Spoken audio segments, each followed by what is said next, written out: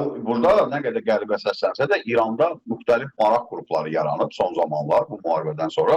Onlar müharibənin gərginliyi bitməsini istəmirlər. Çünki ilk dəfədir ki, İranda doğrudan da rejim dəyişib demək olar ki. Artıq o teokratik rejimdən silahlı qüvvələrin əlinə keçib hakimiyyət.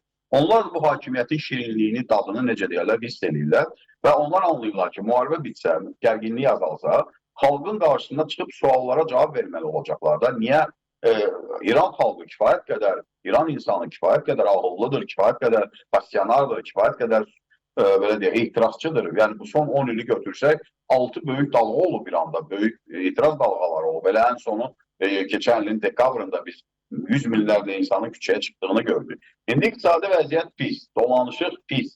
Ardınca da müharibə də bitsə, xalq çıxacaq, insanlar tələb edəcəklər ki, biz bu müharibə ilə niyə bu müharibəyə qədər iş çıxdıq?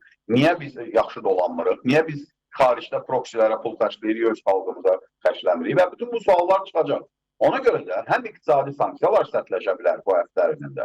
Hətta mən düşünürəm ki, həftə sonunda, şənbə, bazar günləri növbəti hərbi əməliyyatların da İran ərazisində olması ehtimalı kifayət qədər yüksəkdir. Və bununla bu belə bir təzyiq saxlayaraq, təzyiq altında saxlayaraq Amerika Birləşmiş Ştatları çalışır ki, İranla müəyyən anlaşmaya getsin. Amma İran tərəfdə yenə təkərəm elə qüvvələr peyda olub ki, anlaşmaq istəmirlər. Müharibə vəziyyətinin bitməsini, gərginliyin azalmasını istəmirlər. Çünki onlar üçün hakimiyyət məsələsidir bu. Onlar üçün bu maddi qazanc məsələsidir. Bir tək belə deyək də müharibə fanatı olduqları üçün deyil. Bu iqtisadi dayaqları elə olmadığına görə təsəvvür edin ki, iqtisadiyyatı idarə edə bilmirsən, iqtisadiyyat çox pis vəziyyətdədir və bunu izah edirsən xalqa ki, bizə təcavüz var. Doğrudan da Amerikanın, İsrailin İrana qarşı bir təcavüzü var, bir müharibə faktoru var. Bunu onunla izah edirsən ki, biz ona görə pis yaşayırıq ki, xarici düşmən var, müharibə şəraitidir, müharibə davam edir, hər gün bizim belə deyək də suverenliyimizə, müstəqilliyimizə təcavüz var. İnsanlar bunu müəyyən mənada anlaşıqlı qarşılayırlar. Amma sabah müharibə olmayanda bu sualları deyə bilməyəcəksən, yəni bu cavabları verə bilməyəcəksən. Ona görə də Sepahın da və bəzi silahlı qruplaşmaların da istəyi odur ki, bu gərginlik ən azından daimi olsun, uzun zamanlı olsun.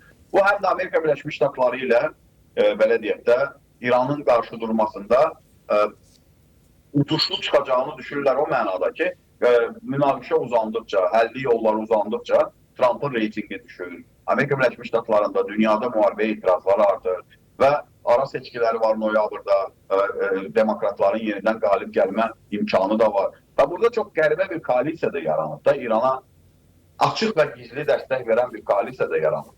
Bu da anti-Trump koalisiyası adlandırmaq olar da. Trump'dan kimin xoşu gəlmirsə, Avropalılar olsun, və Çinin özü olsun, Rusiyanın bəzi qanadları olsun ki, Trump'dan kimin xoşu gəlmirsə, və bu İrana açıq və gizli dəstək göstərirlər. Məsələn, dünya mediasında İran az qala qalibdir, az qala Vaşinqtonu belə obraz desək ələ keçirib bu havasını kimlər yaradır? Elə həmin anti-Trump qüvvələr yaradır da. Yəni o media onların əlindədir.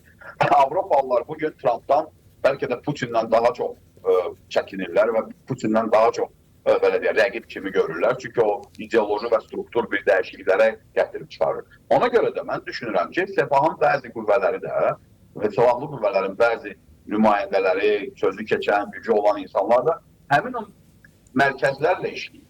Yəni anti-Trump mərkəzləri ilə işləyir. Onlar da çalışırlar ki, bacardıqca məsələ uzansın, uzandıqca Trump nüfuzdan düşsün və Avro-Atlantizm geri dönsün, Avropanın belə deyək də Amerika ilə yaxınlığı yenidən başlasın və s. və s. Yəni burada bir çox məsələlər var. İndi təsəvvür edin, iş ora çatdı ki, hətta Vatikan belə bu münaqişədə az qala İran tərəfində durdu da, yəni onları dəstəkləyən mesajlar verdi. Yəni dünyada, yəni bu tarixdə daha doğrusu görünməmiş bir məsələ idi. Bütün bunlar geniş bir qarşı durmanın kiçik parçalarıdır. Sadəcə İran rəhbərliyi anlamalıdır ki, o böyük oyunda artıq bir proksi qüvvə kimi davranır. Başqaları ondan istifadə edir. Dünənə qədər İran özü proksi saxlayırdı yaxın şərq ölkələrində. Onlar vasitəsilə siyasətə, ətraf ölkələrə təsir etmək istəyirdi. İndi özü faktiki olaraq başqa güc mərkəzlərinin əlində alətə çevrilir. Yəni bu özü İran üçün heç də yaxşı bir gələcək vəd etmir.